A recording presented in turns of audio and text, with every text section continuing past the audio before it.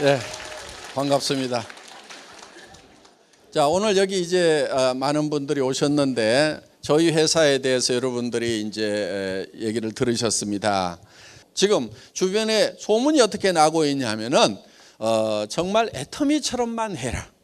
제발 애터미처럼만 해라 하는 얘기들이 이제 네트워크 마케팅을 관리 감독하는 그런 기관에서 정말 애터미처럼만 했으면 좋겠다 하는 그런 얘기들이 나옵니다. 그러면 이 회사는 잘 나가는데 그럼 여러분들은 어떻게 할 거냐 하는 거예요. 여러분들도 이 회사와 더불어서 다 성공자가 되어야 될 거다 하는 겁니다. 그러면은 성공자가 되려고 하면은 어떻게 해야 되는가 하는 거예요. 어떻게 해야 되는가 하는 거예요. 자, 많은 사람들이 되게 0세에서부터 시작을 해서 30세까지는 되게 공부를 합니다. 인생을 준비를 합니다. 30에서 한 60세까지는 대개 일들을 합니다. 그리고 60에서 90세까지는 노후를 보내게 된다 하는 겁니다. 그런데 요즘에 이 60세쯤 됐을 때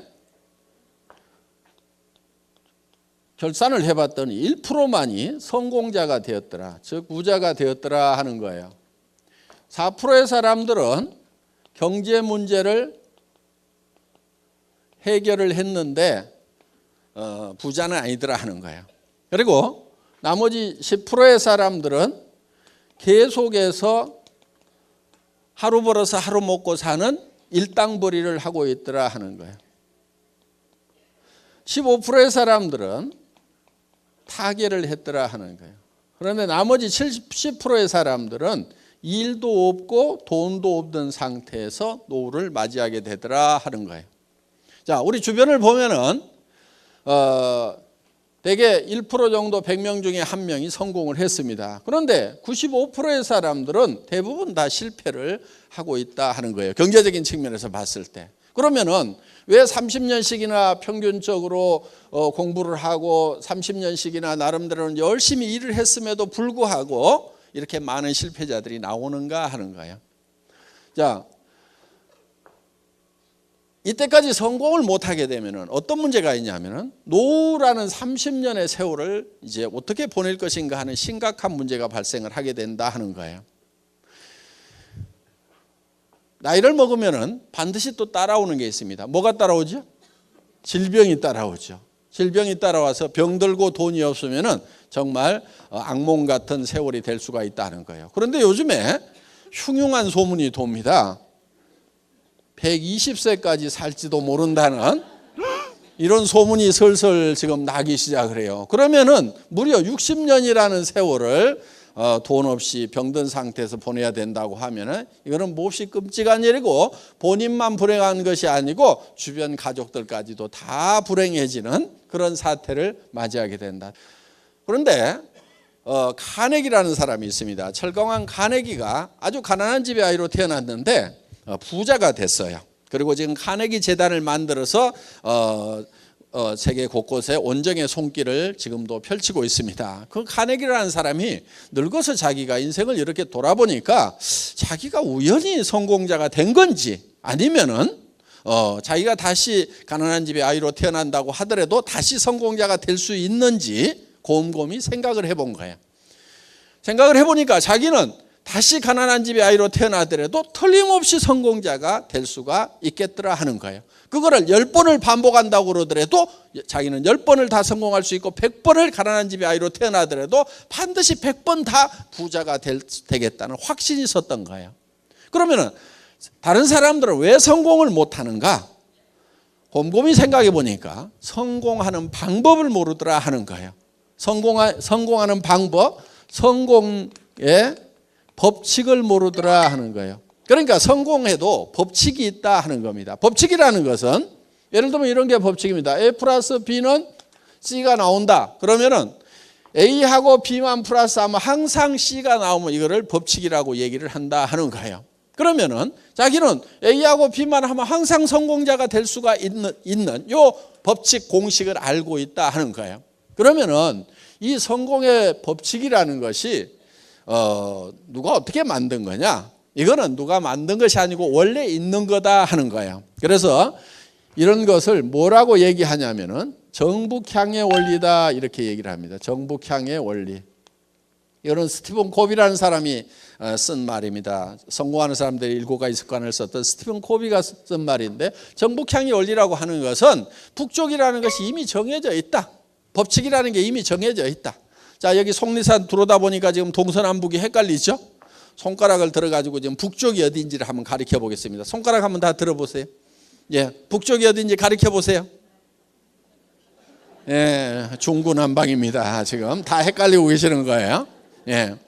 자, 이쪽이 좀 많은 것 같으니까 우리가 이쪽을 오늘부터 북쪽이라고 정하자 이거예요. 웃는 사람이 있죠? 웃기는 소리 하지 말으라고. 예. 우리가 이쪽을 다수결로 정한다고 해서 꼭 이쪽이 북쪽이 되느냐? 그렇지 않다 이거예요. 나침반 가지고 와서 대보면은 이쪽이 북쪽일 수도 있어요. 아무도 가르치지 않은 이쪽이 북쪽일 수도 있어요. 그럼 여기가 북쪽인 거예요. 그리고 이런 것을 뭐라고 그러냐면 자연법칙이라고도 얘기를 합니다. 그러니까 이미 정해져 있다 이거예요. 해는 동쪽에서 서쪽으로 지고 물은 높은 곳에서 낮은 곳으로 흐르게 되어 있다 하는 거예요. 이런 걸 또 농장의 법칙이라고도 얘기를 합니다. 농장의 법칙. 자, 농부가 농사를 지을 때는 자연 법칙에 따라 가지고 농사를 짓는다 하는 거예요. 자기 마음대로 농사를 짓는 게 아니고 반드시 농부는 자연 법칙에 맞춰서 농사를 짓는다 하는 거예요. 그럼 농부가 맨 먼저 하는 것이 무엇인가 하는 거예요. 어떤 사람들은 이렇게 얘기합니다. 씨앗을 준비한다. 또 어떤 사람은 아니다. 농토가 있어야 되니까 땅을 준비한다. 아니다. 어떤 사람은 씨앗도 사고 농토도 살려면 돈이 있어야 되니까 돈을 농자금부터 준비한다. 여러 가지 얘기를 하는데 실제로 농부가 맨 먼저 하는 것은 무엇을 얼마만큼 거둘 것인가. 이거를 맨 먼저 결정을 한다 이거예요. 머릿속에서 무엇을 얼마만큼 거둘 것인가를 먼저 결정을 한다 이거예요. 심을 것인가를 결정하는 것이 아니고 무엇을 얼마만큼 거둘 것인가를 먼저 결정한다 하는 거예요. 예를 들어서 쌀 10가마를 거둬야 되겠다고 하면은 콩 씨앗 준비합니까? 벽씨를 준비합니까? 벽씨를 준비하죠. 왜? 쌀을 거두겠다고 먼저 머릿속에 생각을 했으니까 벽씨 10마를 준비를 한다. 그 다음에 노는 문원을 준비한다. 예를 들면 땅콩을 거두겠다고 생각을 하면은 문원을 준비하는 것이 아니고 모래밭을 준비할 거다 하는 거예요. 그래서 모든 것이 다 무엇을 얼마만큼 거둘 건지에 의해서 결정이 된다 하는 거예요. 그러니까 농부 머릿속에 가장 먼저 들어오는 것이 무엇을 얼마만큼 거둘 것인가. 우리 식구들이 먹고 살기 위해서는 쌀 10가마가 필요하다. 그러면 그 쌀 10가마가 먼저 들어오는 거예요. 그러면 그 쌀 10가마를 가지고 벽씨를 한 마를 준비할 건지 10마를 준비할 건지를 결정을 하게 되고, 땅은 몇 평을 준비를 할 건지를 이 쌀 10가마를 가지고 결정을 한다 하는 거예요. 농부의 머릿속에 들어와 있지 않은 것이 갑자기 곡간으로 들어오는 일은 절대로 없다 하는 거예요. 반드시 농부의 머릿속에 고구마 2가마인지 땅콩 1가마인지 아니면 쌀 10가마인지 하는 것이 먼저 농부의 머릿속에 들어오고 나서, 그리고 거기에 맞춰서 일을 한 다음에 농부의 머릿속에 있던 것이 곡간으로 들어오도록 되어 있다 하는 거예요. 자, 이거를 이제 성공의 법칙이라고 하는데, 그러면은 우리가 성공을 하려고 하면은 먼저 우리 머릿속에 뭐가 들어와야 되냐 하는 거예요. 우리 머릿속에 뭐가 들어와야 되냐면은 성공한 나의 모습이 내 머릿속에 들어와 있어야 된다는 거예요. 성공한 나의 모습이. 그러니까 내가 성공을 하느냐 못하느냐는 누구에게 달려있냐면 자기 머릿속에 자기가 자기를 어떻게 생각하느냐 하는 셀프 이미지를 어떻게 메이킹할 거냐 하는 데 달려있다 하는 거예요. 마치 농부가 머릿속에 쌀 10가마를 그려 넣느냐, 땅콩 2가마를 그렸느냐, 고구마 2가마를 그렸느냐에 따라 가지고 가을에 걷어들이는 것이 달라지듯이 자기 머릿속에 자기의 삶을 어떻게 그려놓을 거냐 하는 것이 굉장히 중요하다 하는 겁니다. 내 머릿속에다 성공한 모습을 그려놓지 않으면은 절대 튀어나오질 않아요. 그러니까 오늘 내 삶이 내 마음에 안 든다. 그러면은 틀림없이 3년이나 5년 전에 마음에 안 드는 자기 모습만 머릿속에 그리고 있었다 하는 겁니다. 아니면 아무것도 그리고 있지 않았든지. 지금 여러분들이 머릿속에 이거를 그려놓지 않으면은, 성공한 여러분의 모습을 그려놓지 않으면은 3년 지나고 5년 지난 후에도 지금하고 똑같은 모습일 수밖에 없다는 거예요. 그렇기 때문에 내 삶을 바꾸려고 하면은 내가 어떤 방향으로 어떻게 바뀌었으면 좋겠는가 하는 것을 명확하게 머릿속에 생생하게 그려 넣는 것이 필요하다 하는 겁니다. 그러면은 어떤 모습으로 어떻게 그려 놓을 것인가 하는 거예요.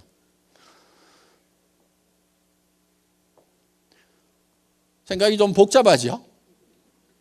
복잡한 이유가 있습니다. 사람이 좀 복잡하게 만들어져서 복잡한 거예요. 사람이 어떻게 만들어져 있냐면요, 사람은 육이라는 게 있습니다. 몸이 있습니다. 그리고 영이라는 게 있어요. 영. 그 다음에 혼이라는 게 있습니다. 그 다음에 우리는 혼자 사는 게 아니고 주변 환경으로 둘러싸여 있습니다. 이 육이 요구하는 것, 영이 요구하는 것, 혼이 요구하는 것, 주변 환경이 요구하는 것이 각각 다릅니다. 이거를 우리는 다 만족시키고 살아야만 된다 하는 거예요. 이게 욕구라는 건데, 우리 육이 요구하는 것은 첫째는 건강하고 오래 사는 거예요. 그리고 건강하고 오래 사는데 찢어지게 가난하면은 만족스럽지가 못하죠. 그러면은 풍요롭게 사는 욕구를 가지고 있다는 거예요. 한마디로 얘기하면은 잘 살며 잘 살아야 되는 거예요. 우리의 영은 보통 영과 혼이 같은 걸로 영혼 이렇게 묶어서 생각을 하는데, 이거는 영과 혼은 분명히 구별이 됩니다. 스피릿, 소울 구별이 되는데, 그럼 영은 뭐고 혼은 뭐냐 하는 거예요. 이 영은 동물하고 사람하고를 구별짓는 가장 중요한 포인트가 될 수가 있어요. 동물은 혼은 있는데 영이 없어요. 영은 예를 들면은 시간에 관한 개념이라든가, 성경에 보면 영혼을 사모하는 마음을 주셨도다 하는 게 있어요. 그래서 이 시간에 관한 개념, 영혼을 사모하는 마음이 있다 하는 거예요. 사람은 늙으면은 아이고 이제 내 인생이 끝나가는구나 하고 이것저것 뒤도 돌아보고 앞일도 걱정하고 고민도 합니다. 내가 어디로 가는가 하고, 혹시 집에서 키우는 개가 늙으니까 이 견생이 끝나가는구나 하고 고민하고 있는 개 보셨어요? 전혀 고민 안 합니다. 그냥 배부르고 그러면 그냥 편안하게 늘어져서 잠만 잘 뿐이지 전혀 고민 안 해요. 왜? 시간에 관한 개념이 없어서 그러는 거예요. 영혼을 사모하는 마음이 없어서 그러는 거예요. 그런데 사람은 반드시 이 영혼을 사모하는 마음이 있다는 거예요. 그리고 이거는 양심에 관한 거예요. 양심. 이 양심은 동물에게는 없어요. 사람에게만 있어요. 이웃집 개가 이웃집 아저씨 다리를 물어버렸어. 그러더니 저녁에 가가지고 내가 좀 참을 걸 그러면서 후회하고 있는 개 보셨어요? 전혀 양심의 가책을 안 느낍니다. 그런데 사람은 아무리 약한 사람이라도 이 양심의 가책을 느끼게 돼 있어요. 물론 양심도 계속 무시하면은요, 양심이 무뎌지기는 해요. 그래서 성경에 보면 양심이 화인 맞았다, 불도장을 맞았다 이런 얘기는 있는데, 여러분들이 양심을 계속 닦으면은 양심이 계속 빛나면서 이 양심이라는 것이 모든 것을 분별하는 기준 역할을 하는 거예요. 그래서 사람 속에 여호와의 등불을 하나 뒀다 하는 얘기가 있어요. 그러니까 우리 마음 속에 불이 켜지면은 그런 건지 옳은 건지가 다 구별이 되죠. 마음이 어두우면 구별이 안 되는데, 마음에 등불이 있으면은 그것이 해야 될 일인지 하지 말아야 될 일인지 잘한 일인지 잘못한 일인지가 다 구별이 되도록 되어 있다 하는 거예요. 그런데 그놈의 불을 그냥 계속 꺼버리면은 나중에 이게 희미해지기는 해요. 목소리가 적어져요. 양심의 목소리가. 그런데 이게 아주 안 들리는 경우는 전혀 없어요. 들리기는 들리는데 자기가 무시를 해버리는 경우가 있다 하는 거예요. 그래서 우리는 양심에 따라서 살고 싶다. 그리고 우리는 창조주를 사랑하고 사랑받고 싶은 욕구를 가지고 있어요. 바로 사람이 영적인 요소를 가지고 있기 때문에 그렇다는 겁니다. 혼은 미지의 세계에 대해서 알고 싶은 지적 욕구가 바로 여기에 해당이 됩니다. 사람은 배우지 못하면 한이 맺히게 돼 있어요. 아무리 돈이 많아도 내가 무식하다, 배우지 못했다, 그러면 죽을 때 한이 맺히게 돼 있어요. 그리고 희노애락을 느끼는 것이 바로 이 혼의 부분입니다. 희노애락. 그러니까 희노애락을 느끼는데 평온한 감정을 가지고 살아가고 싶은 욕구를 우리는 반드시 가지고 있다 하는 거예요. 그래서 이 평안해야 되는 거예요, 마음이. 동물도 희노애락이 있습니다. 밥 주는 주인한테는 꼬리 살살살살 흔들어요. 무슨 뜻이에요? 기쁘다 하는 거예요. 기쁘다. 밥 먹을 때 건들면 노합니다. 예.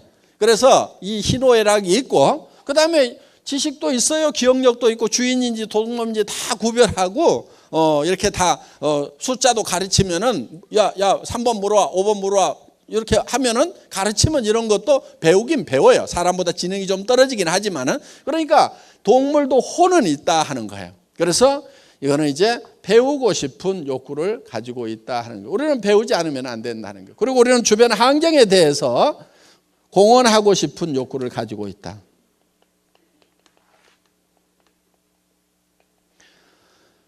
자, 이 네 가지를 우리는 골고루 만족시키지 않으면은 우리가 한이 맺히게 돼 있어요. 자, 우리는 뭔가 사회를 위해서, 남을 위해서 유익한 일을 하고 싶은 욕구를 가지고 있어요. 그래서 죽을 때 나는 남을 위해서는 참 아무짝에도 쓸모가 없었던 사람이다. 나라를 위해서도 쓸모있던 사람이 아니고 가족들을 위해서도 또 친구를 위해서도 아무짝에도 쓸모없는 사람이었다. 그러면은 죽을 때 한이 맺힐 수가 있다는 거예요. 쓸모있는 사람이 되고 싶은, 그건 바로 공헌하고 싶은 욕구를 가지고 있다 하는 겁니다. 그래서 이 네 가지 요소가 골고루 만족되는 삶을 살아가는 자기의 모습을 머릿속에다 그려 놓아야 된다 하는 거예요.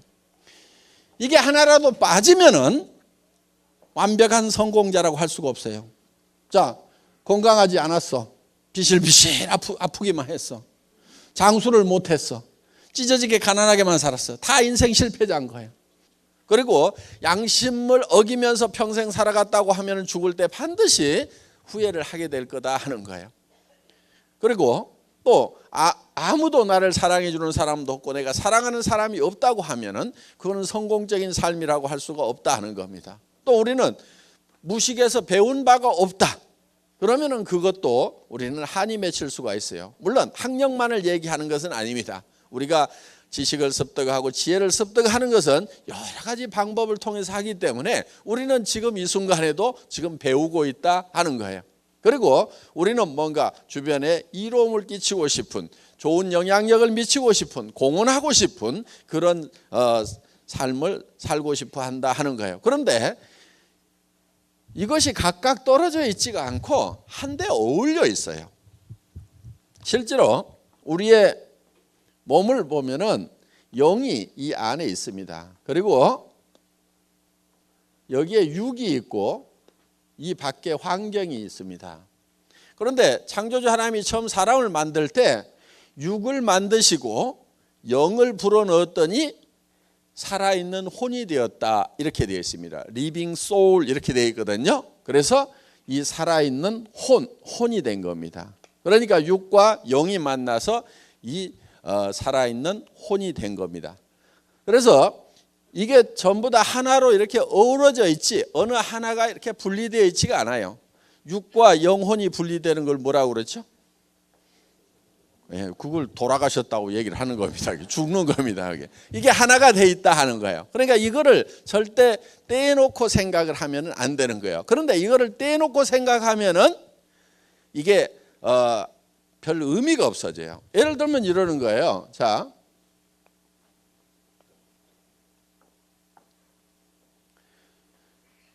우리의 육이 있습니다. 육은 잘 살며, 영은 사랑하고, 그 다음에 혼은 배우고, 그 다음에 환경에 대해서는 공헌하는 삶. 그런데 우리가 잘 살아야 되는데 그냥 잘 산다고만 생각하면은 이게 별 의미가 없어요. 잘 살아서 뭐 할 건데? 이렇게 되는 거예요. 그런데 우리가 잘 살아야 되는 이유는 사랑하는 사람이 있기 때문에 반드시 잘 살아야만 된다 하는 거예요. 내가 못 살게 되면은 내 사랑하는 사람들이 다 힘들고 다 어려움을 겪게 된다 하는 거예요.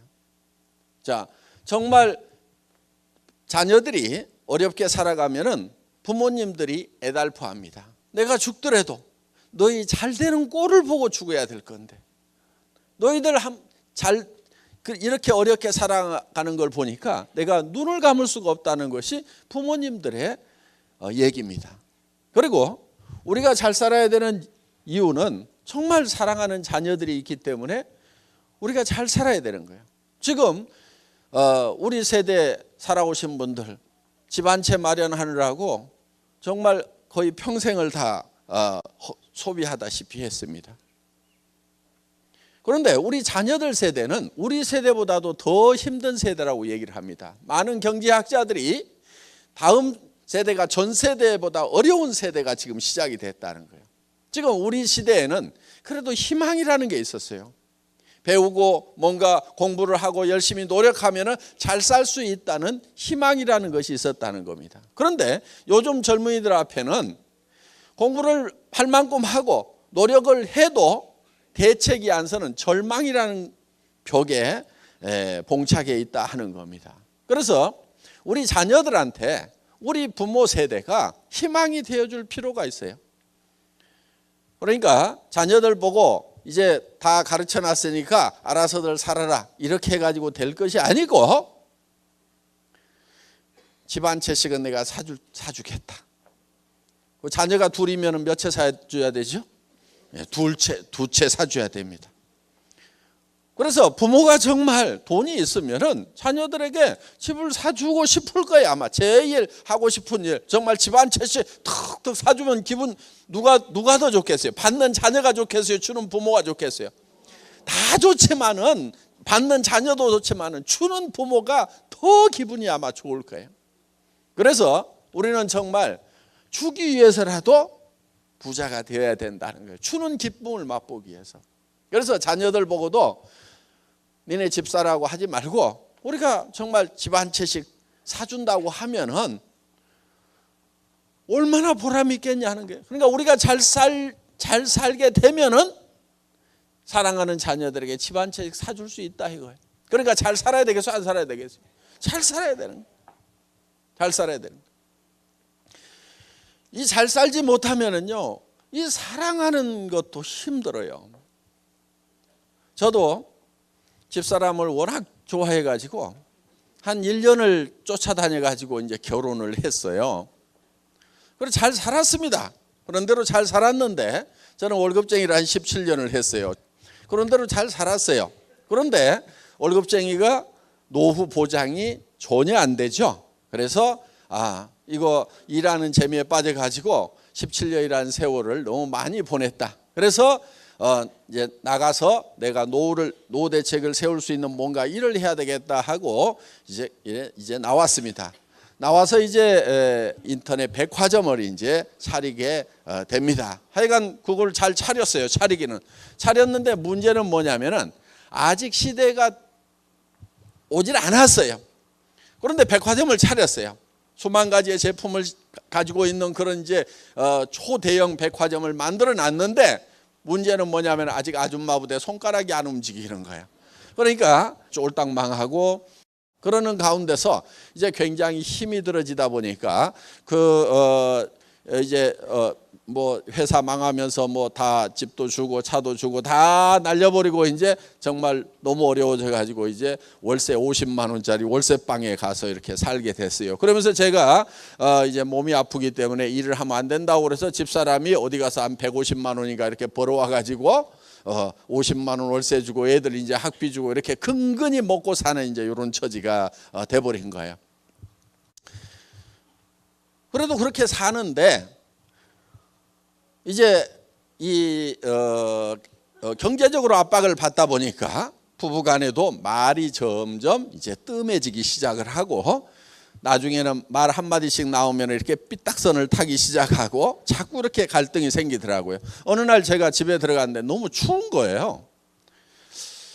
그래서 여보 집 좀 가스 좀 팍팍 떼라고 그랬더니 누구는 추운 줄 모른 줄 아세요? 이렇게 새침하게 얘기를 하더라고. 자기도 추운데 당신이 돈 못 벌어오니까 내가 불 안 떼지 뭐 추운 줄 몰라서 불 안 떼냐 이거야. 보통 가스를 10만 원어치 떼면은 좀 추워요. 거기서 5만 원어치만 더 떼면은 조그만한 집이니까 좀 따뜻해. 한 달에 5만 원씩 아끼려고 추운 집에 산 거예요. 그럼 겨울에 5개월 난방하죠? 그럼 1년에 얼마 아껴요? 25만 원. 3년 동안 아꼈으니까 얼마 아꼈게요? 75만 원. 그 75만 원 때문에 3년을 떤 걸 생각하면은 지금도 억울해 죽겠어. 돈은요, 없을 때는 절대 아끼면 안 돼. 있는 대로 다 써야 되는 거예요. 있는 대로. 다 써봐야 몇 푼 되지가 않으니까. 그래서 이 바보들이요, 가난뱅이들은 어떻게 하냐면 없을 때는 아등바등 아껴. 근데 언제 펑펑 쓰냐면 돈이 좀 생기면 그때 펑펑 써버려. 돈은요, 그 반대로 해야 돼. 돈이 좀 있을 때는 아껴야 돼. 그때는 아끼면 돈이 모아지거든. 돈 없을 때는 돈 아끼는 거 아닙니다. 돈에 대해서요, 오해들을 많이 하고 있어요. 오해하지 마세요. 학교에서 배운 것 중에도 좀 틀리게 가르친 게 있어요. 예를 들면은 수입과 지출이 있으면은 수입에 맞춰서 지출을 해야 된다. 이렇게 배웠잖아요. 그렇죠? 예. 이거는 나라 경제를 생각할 때 이렇게 해야 되는 거고, 개인 경제로 봤을 때는요, 수입에 맞춰 갖고 지출하고 있는 사람치고 부자가 없어요. 그러니까 가계부 쓰는 사람들 있죠? 수입에 맞춰서 지출한다고. 가계부 쓰는 사람치고 부자를 못 봤어 내가. 여러분 제발 가계부 좀 쓰지 마세요. 부자들은 가계부 안 써. 가난뱅이들만 쓰고 있어. 그래갖고 부자 되느냐? 안 돼. 평생 가계부 써. 또 그거를 또 검사하고 있는 쪼잔한 남편들도 있어. 그 찌질이야, 찌질이. 지금 참 많이 벌어다 주면 왜 이걸 쓰고 있냐고. 조금 벌어다 주면서 그걸 아등바등 쓰고 있는데 제대로 썼는가 안 썼는가 검사하고 있는 그런 찌질이. 아이고, 네. 이렇게 하지 말고요, 부자가 되려면 어떻게 하냐면은 수입 잊어버려. 지출부터 결정을 해. 지출. 내가 어떻게 소비를 하면서 살 건지, 내가 돈을 어떻게 쓰면서 살 건지, 이 지출을 결정을 해보면요, 이게 제법 많아요. 이게 여러분 보통 3천만 원에서요 5천만 원 정도가 매월 있어야만이 부자가 돼요. 이 정도를 지출하지 않으면 이게 별 부자가 아니에요. 그런데 무슨 3천만 원에서 5천만 원씩이나, 난 300에서 500도 못 벌어봤는데 3천에서 5천이 필요하냐고 그러는데 3천에서 5천이 있어야 부자가 된다 하는 거예요. 300에서 500 벌어갖고는요 노후대책도 안 서고 아무것도 안 돼. 그 찌질이로 사는 거예요. 그런데 많은 사람들이 300에서 700만 벌었으면 소원이 없겠다. 그래서 좋은 대학 가가지고 열심히 박터지게 대기업에 가가지고 결국 버는 게 얼마 버냐? 300에서 700 벌고 있고, 이웃집 애가 300에서 700 버는 일자리 찾았다고 그러면 아이고 걔는 그게 엄친아요. 내 새끼는 왜 이 모양이야 그러면서 쥐어 박잖아. 그런데 300에서 700 벌고 있는 애 별 볼 일 없어요. 노후대책 안 써요. 걔 3천에서 5천은 벌어야 돼요. 매달. 그리고 돈이라는 것은요, 평생 버는 게 아니에요. 갈수록 돈 벌 수 있는 기회라는 게 줄어들어요.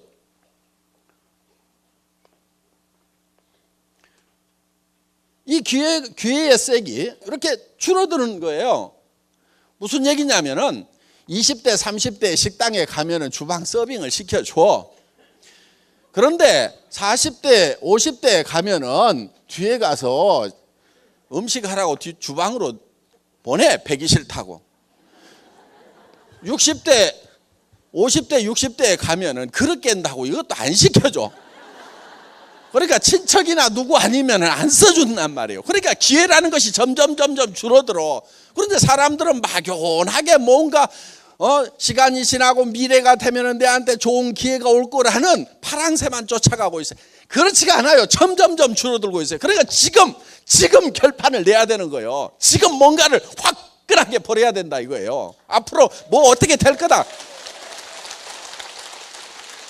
그리고 사람은 돈을 버는 때가 있고 번 돈을 쓸 때가 있어야 되는 거야.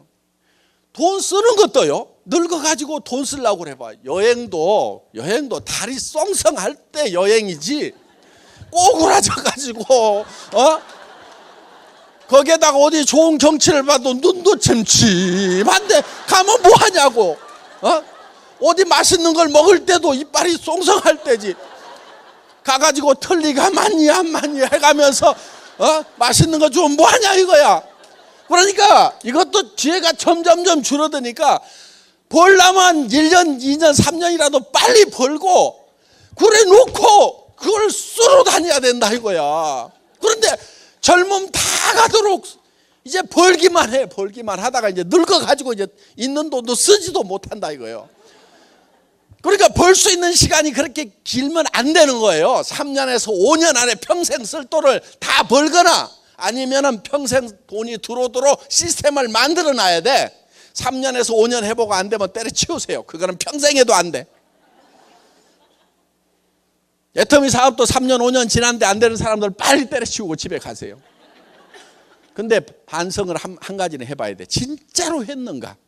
아니면은 발가락만 하나 걸치고 3년 5년 지나갔는가? 그거는 반성을 해야 돼. 근데 진짜로 했는데 양발 다 담그고 진짜로 뛰었는데도 3년에서 5년 했는데 안 됐다 그러면은 가세요 그냥. 그런데 진짜로 했냐 하는 거야. 여러분, 돈이 3천에서 5천은 있어야 사람답게 살아요. 부모님한테도 제발 용돈 드리지 말고 생활비를 드리세요. 20만 원, 30만 원 보내주고 무슨 애기들이에요?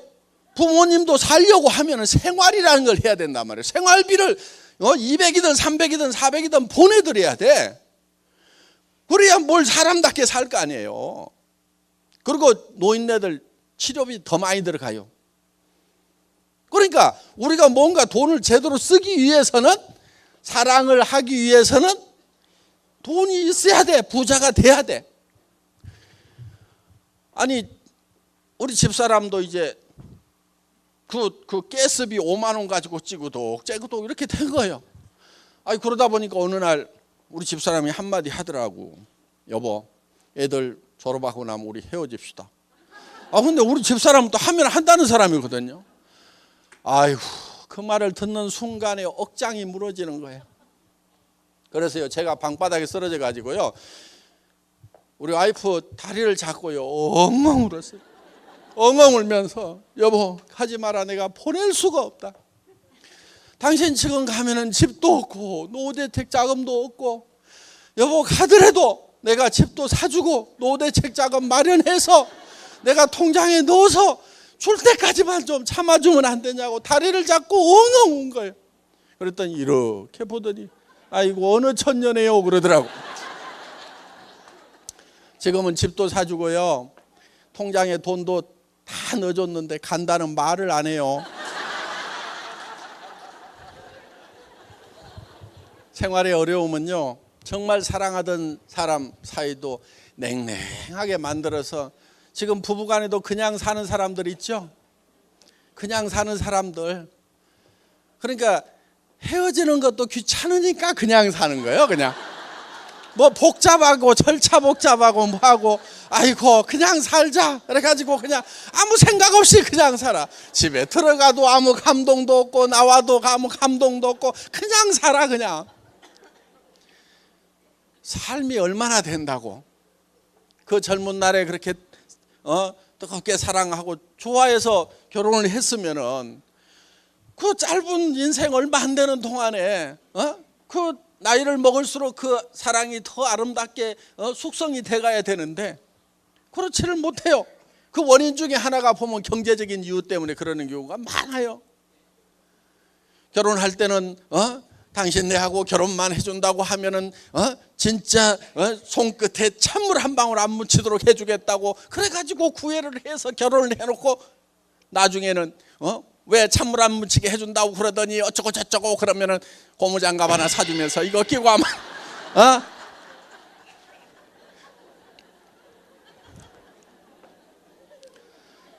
그러니까 사랑도 제대로 하려고 하면은 잘 살아야 된다는 거예요. 그래서 이게 다 이렇게 하나로 연결이 되어 있고 엉켜 있는 거예요. 우리는 벌어서요 남 주려고 사실은 버는 거예요. 벌어서 남 주나 그러는데 실제로는 남 주려고 그래요. 그런데 줄 때 잘 줘야 돼요. 자기로부터 가까운 사람부터 순서를 잘 정해갖고 줘야 돼. 잘못 주잖아요. 주고도 이제 주변 사람들이 찢고 볶고 싸우고 원성 듣고 그래. 그래서 가까운 데서부터 잘 정해가지고 줘야 되고 줄 때도 정말 여러 가지를 생각을 해야 돼요. 그 사람이 너무 의타심이 안 생기도록 배려를 해야 되고 첫째는 그 사람이 스스로 일어서는 것이 제일 중요한 거예요. 그런 부분도 고려를 해야 되고 또 자존심 안 상하게 해야 돼요. 받기는 받았는데 주는 자세가 고자세면은요 받는 사람이 무지무지하게 기분 나빠. 내가 지금 할 수 없이는 받기는 받는다마는 자식 그러면서 뒤에서 아주 안 좋아요. 그래서 주는 자세가 더 낮아야 돼. 스스로 돈을 쓰는 것보다도요 우리는 남한테 주었을 때 정말 행복하고 기쁨이 있어요. 지금까지 뭐 남줄 돈이 없어가지고 뭐 그런 거 한 번도 못 느껴보신 분들 앞으로 기대를 하십시오. 남줄 때 기쁨이 굉장합니다. 그래서 성경에도 받는 자보다 주는 자가 복이 있도다 그랬어요. 그것이 진실이라는 것을 진리라는 것을 줘보면 알아요. 그래서 우리는 가까운 데서부터 점점 넓혀서 줘야 돼요. 그리고 남을 도울 때 내가 부자가 다 된 다음에 여유 있으면 남에게 주겠다 그러는 사람 치고 부자 된 다음에 돕는 사람이 거의 없어요.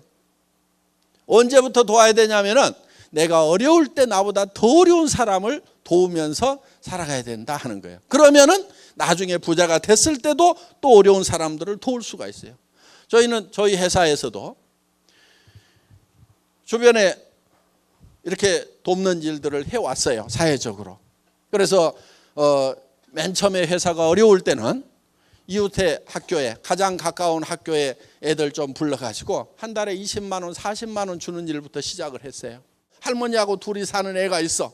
그런데 그 할머니가 받는 보조금하고 뭐 이런 거 조금 받아가지고 사는데 그 20만 원도 그 집에는 큰 도움이 되더라고.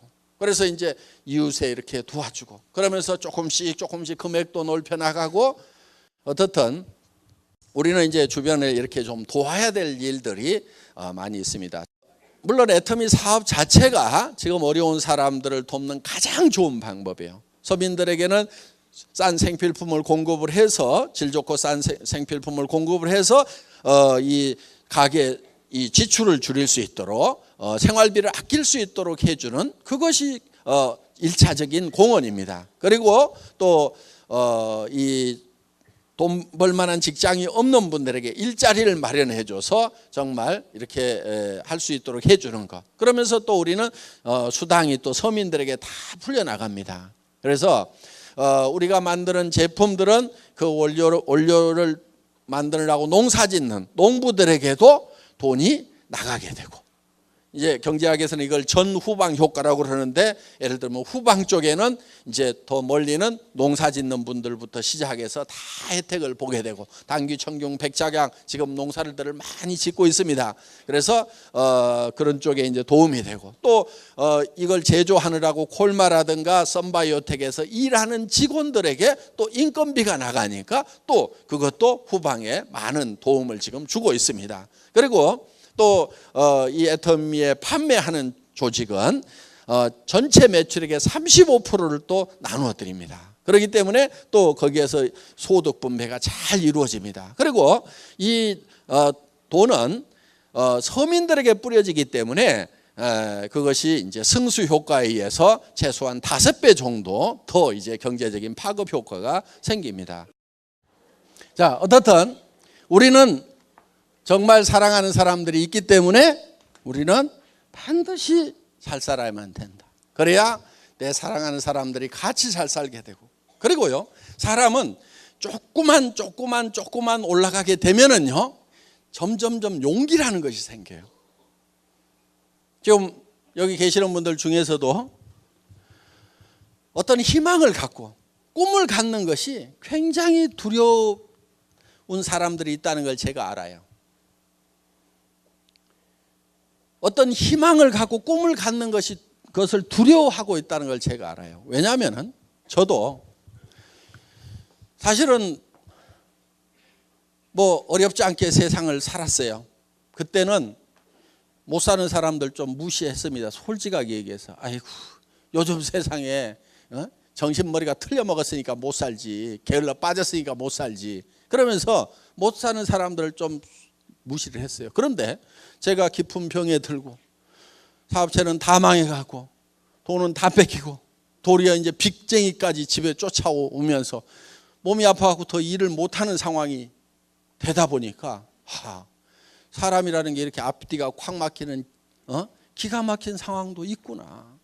무조건 이게 못 사는 사람들을 무시하기만 해서는 안 되겠구나 하는 그런 생각을 하게 됐어요. 그런데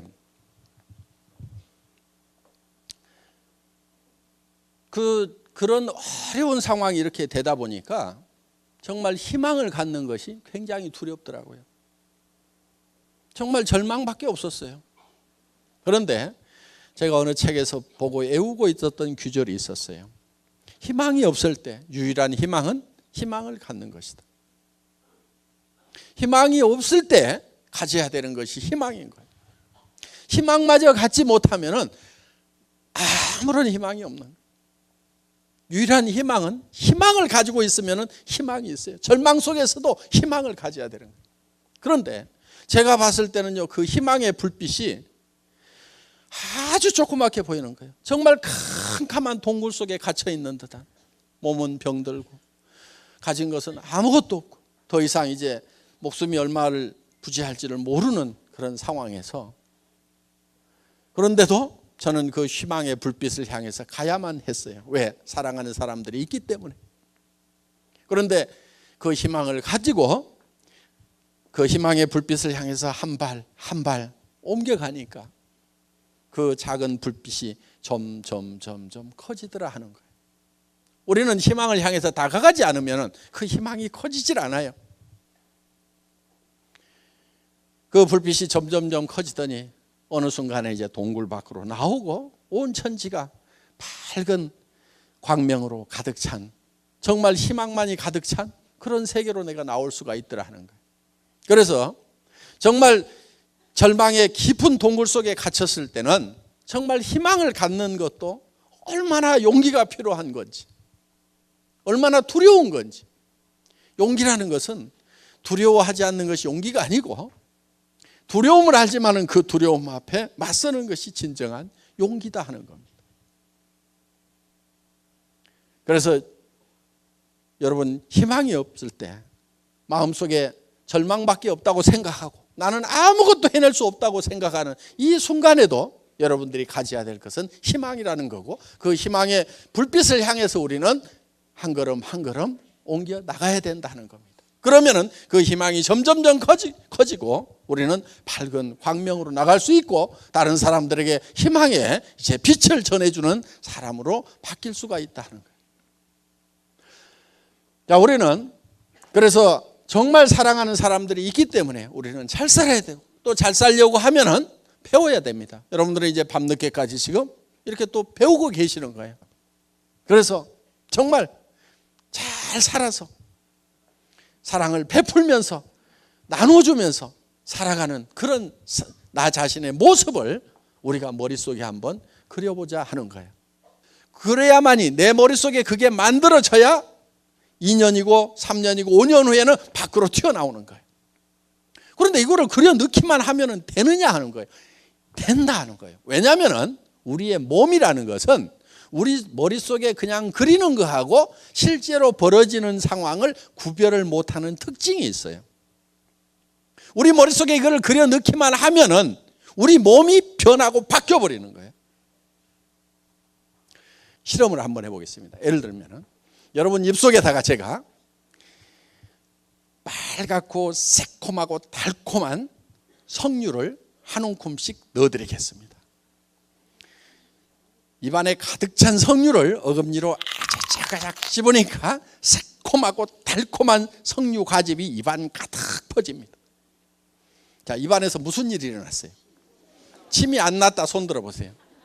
빨리 병원 가세요. 침샘이 고장난 겁니다.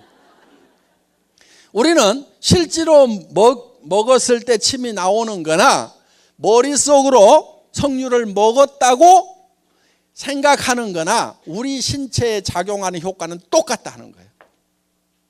이게 과학적으로 다 증명이 되어 있는 거예요. 이거를 학문적으로는 자기 충족적 애언이라고 그러는데 내가 충족되었다고 애언을 하면은 충족이 된다는 거예요. 신체 반응이 그대로 일어난다는 거예요.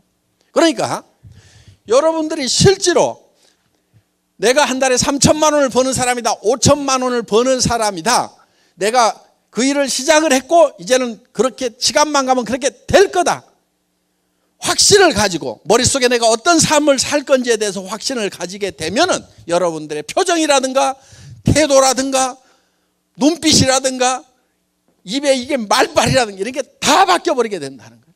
그러니까 친구한테 전화를 해가지고도 내가 하는 것은 아닌데 친구가 한다고 그러니까 너한테 얘기를 해주는데 요 따위로 얘기를 하면은 될 일도 안 되는 거예요. 될 일. 자기가 나서가지고 하면서도 아이고 내가 하는 건 아니고 우리 마누라가 아이고 뭘 해보겠다고 그러니까 내가 안 도와줄 수도 없고 그러면서 친구한테 설설설 얘기하는 사람들 있죠. 그 따위로 얘기하고는 되지 않아요. 때려치우세요. 그 따위로 얘기하려면. 그렇게 해갖고 되는 게 아니고 야 내가 한 달에 5천만 원 버는지를 발견을 했다. 여러분 한 달에 통장에 5천만 원씩 꼽히는 게 그게 보통 일인 줄 아세요? 어마어마하게 큰 공장 가지고 있어야 돼. 1,000명, 2,000명 거느리는 그런 공장을 가지고 머리 빠지게 밤낮 없이 수십억, 수백억을 투자해가지고 해야 집에다가 5천만 원씩 갖다 준단 말이에요. 사장이라고 폼 잡고 다니는 사람 중에 70%는 비더로 다니는 사람들이요. 전부 적자나는 사람들이요. 그런 사업만 큰 사업이고 한 푼도 투자 안 한다고 그러니까 애터미를 우습게 하는데 우스운 게 아니란 말이에요. 여러분 무슨 일을 해가지고 3천만 원 5천만 원을 벌 거냐 이거예요. 이 애터미 사업은 빅 비즈니스예요. 엄청난 비즈니스란 말이에요. 개인적으로 봤을 때 여러분 투자를 안 하니까 우습게 알아 지금. 그리고 무슨 고시 보듯이 특별한 시험을 봐가지고 능력자만 뽑는 게 아니고 아무나 오세요 그러니까 이게 아무 것이나 되는 줄 알아 이게 이 일이 보통 일이 아니란 말이에요. 지금 엄청난 일을 지금 여러분들이 시작을 한 거예요. 근데 표정들이 왜 그래? 엄청난 걸 발견한 것 같지가 않아 지금.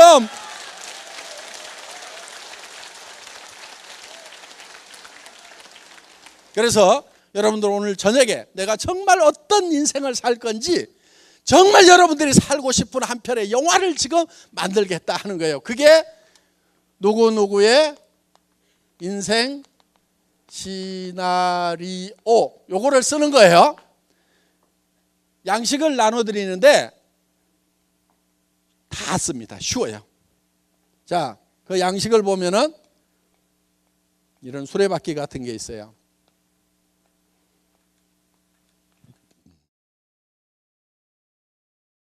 자, 우리가 요 네 가지 요소를 반드시 여기다가 한 번은 들어가게 해야 되는 거예요. 그래야 균형 잡힌 삶이 되겠죠? 자, 6. 그러면은 잘 살아야 된다. 잘 산다고 하는 것은 경제적으로 풍요로워야 되겠죠. 그러면은 여기 주택 문제 대개는 해결이 잘 안 돼 있습니다. 그 다음에 건강, 장수를 해야 되니까. 그 다음에 또 뭐 자동차, 요즘 필수품이죠. 사랑하고 효도, 배우고 자녀 교육, 그 다음에 또 사랑하는 것에는 예를 들면 봉사도 있겠죠.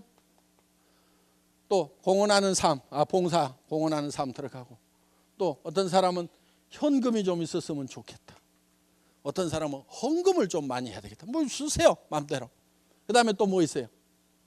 예? 여행도 좀 풍요로운 삶을 살기 위해서는 여행도 좀 해야 되겠다. 그럼 이런 항목들은 자기가 결정을 하세요, 되게. 자, 그런데 내가 여기다가 이제 점수를 먹여보는 거예요. 주택이 내가 생각하고 있는 주택이 있을 거예요. 예를 들면은 70평은 돼야 되겠다. 아니면 50평은 돼야 되겠다. 그런데 지금 30평에 산다. 그러면은 자, 40점. 건강은 뭐 타고 나서 그런 대로 뭐 70점. 자동차는 영 마음에 안 들어. 예를 들면 지금 최소한 에쿠스는 타야 되는데 지금 타고 다니는 게 소나타 9형 타고 다니고 있어. 영 마음에 안 들어. 효도 그냥 마음으로만 했어. 자녀 지네가 알아서 좀 어떻게 해줬어. 봉사는 거의 못했어. 현금도 거의, 여행은 뭐 어떻게 뭐 신혼여행은 갔다 왔으니까 뭐 이렇게 해서 이거를 이렇게 연결을 해보세요. 이걸 연결을 이렇게 하면은 요게 자기 인생 수레바퀴예요. 이게 찌그러지고 적으면은 잘 안 굴러가는 인생을 살고 있는 거예요. 그러면 이게 10점 만점이 되려고 하면은 이 10점 만점을 연결하면 이렇게 고단한 수레바퀴가 잘 굴러가는 수레바퀴가 되는데, 내가 10점 만점이 되려고 하면은 어떻게 하면 되는지를 이 네모칸에다가 써주라 하는 거예요. 여기다가 자 이렇게 쓰는데, 예를 들면은 쓸 때 구체적으로 쓰라 이게요. 구체적으로. 내가 살고 싶은 집, 어디 살고 싶으냐니까 좋은 집이요. 이런 분들이 있어. 그럼 집 사러 가가지고 부동산에서 무슨 집 보러 오셨어요? 그랬더니 좋은 집이요. 이 사람 집 살 사람이에요? 안 살 사람이에요? 살 사람 아니에요. 내가 살고 싶은 집이 단독주택인지 아파트인지 연립주택인지 방은 몇 개인지 화장실은 몇 개인지 가격은 얼마에서 얼마 사이인지 몇 평인지 이게 딱 나와 있어야 된단 말이에요. 그럼 여기다가 그걸 적으라 이거예요. 그래서 구체적으로 적으라 이거예요. 또 집값이라는 게 지역에 따라서 천차만별이에요. 그러니까 어느 동에 있는 어느 아파트 사진 딱 찍어가지고 여기다 올려놓으면 제일 좋아요. 구체적으로. 그런데 어떤 분이 그래, 그 사람이 그 집 안 팔면 어떡하죠? 그 집 안 팔면 옆집 사면 될 거 아니에요. 그 다음에 가격을 적으라 이게요. 가격을. 그게 얼마짜리인지. 무슨 차 타고 싶으냐고 그러니까 페라리요. 그러는데 페라리가 얼마인지도 몰라. 7천만 원인지 6천만 원인지 3억은 줘야 돼요. 그러니까 페라리 그러면 가격이라도 알고 타겠다고 해야 된다 하는 거예요. 그 다음에 세 번째가 기한을 적으라 이게. 기한. 언제까지 하겠다. 그러니까 내가 70평짜리 집을 언제까지 사겠다고 적어야지, 그냥 세월을 가거나 말거나 그러다 꼴딱 죽어버리면 그게 그냥 물거품이 돼버린다는 거예요. 그러니까 내가 3년, 5년, 7년 안에는 내가 반드시 사겠다. 기한을 정해야 되는, 기한을.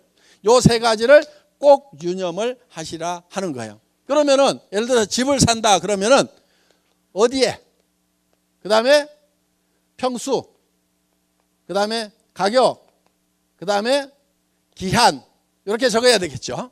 이렇게 구체적으로 여기다 적으라 이거예요. 그래서 내가 70평짜리는 사야 되겠다. 가격은 뭐 5억, 뭐 10억, 지역에 따라 다르니까 이렇게 구체적으로 적어주라 이거예요. 자, 우리는 정말 균형 잡힌 삶을 살기 위해서 이 인생 시나리오를 작성을 하는 겁니다. 자, 예를 좀 보여주세요. 선배들 중에 이렇게 작성한 사람들이 있습니다. 그래서 예를 들면은 지금은 17평 임대 아파트에 살고 있지만 3년 뒤에는 상도동 사거리에 있는 42평 방 4개 욕실 2개 있는 4억 3천만 원짜리 동양 빌라 5층으로 이사한다. 이렇게 구체적으로 나왔죠. 예. 자, 4년 뒤에는 창원에 계신 부모님을 위해 고향집 리모델링을 한다. 화장실, 부엌마당, 지붕에서 2천만 원 예상한다. 이렇게 좀 구체적으로 나오면은 이것은 실행을 할 수가 있다 하는 거예요. 그리고 정말 이런 삶을 살아가는데 모습이 내 머릿속에 들어가게 되면은 내 행동이 바뀌고 표정이 바뀌고 말이 바뀌고 다 바뀌게 돼 있어요. 그래서 이거를 실행할 수 있는 힘이 나오게 되어 있다 하는 겁니다. 그러니까 우리는 어디에 있어야 되냐면은 내가 살고 싶은 삶이라는 영화를 내 머릿속에서 만들고 그 영화 속에 살고 있어야 돼요. 언제까지? 그 영화가 현실이 될 때까지 우리는 계속 그 영화 속에 있어야 된다는 거예요. 그런데 영화를 만들었다가도 제정신을 차리는 게 이게 제일 큰 문제. 계속 정신없는 상태로 있어야 되는데 제정신이 퍼뜩 들어가지고 아이고 내가 미쳤지. 미친 것은요, 말도 안 되는 이 찌질한 인생 속에 그대로 살고 있는 게 남을 미치게 하는 거예요. 그게 미친 거예요. 일할 수 있고 성공할 수 있는 모든 능력을 다 줬음에도 불구하고 성공자로 살아가지 못하는 것, 그것이 미칠 수 있는 상황이라 이거야. 나는 그런 사람들 보면 미치겠어 정말. 비전 속에, 영화 속에 계속 살다 보면 이 현실이 끌어 올라가게 되어 있다는 겁니다. 여러분 이거를 믿어야 되는 거예요.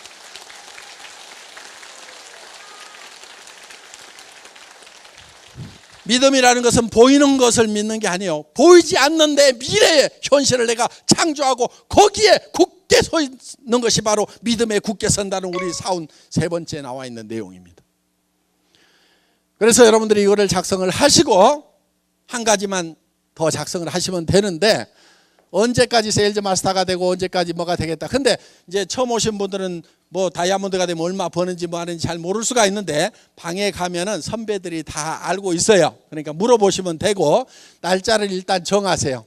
1년 후에는 다이아몬드 마스터가 되겠다. 또 샤론 로즈 마스터는 내가 2년 안에 되겠다. 샤론 로즈가 되면 한 달에 1,000만 원씩을 번다. 그래서 최소한 2년 안에는 내가 월 1,000만 원씩을 버는 월천댁이 되겠다. 뭐 이런 목표들을 쭉 세우시라 이거예요. 오늘 늦은 시간까지 수고 많으셨습니다. 강의 마치겠습니다.